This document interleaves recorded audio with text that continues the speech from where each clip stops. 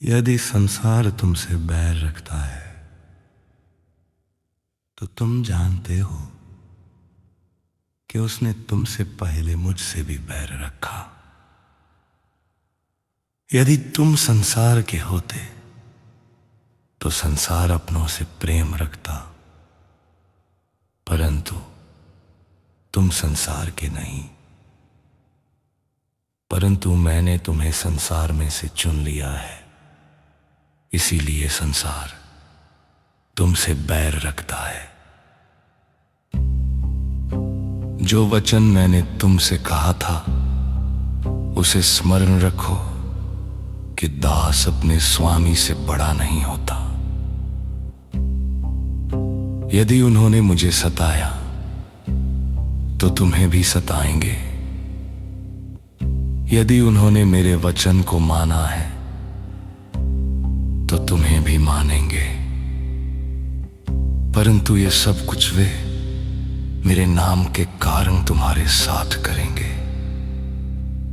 क्योंकि वे मेरे भेजने वाले को नहीं जानते। यदि मैं ना आता और उनसे बातें ना करता तो वे पापी ना ठहरते। परंतु अब उनके पाप के लिए कोई बहाना नहीं। जो मुझसे बैर रखता है वो मेरे पिता से भी बैर रखता है।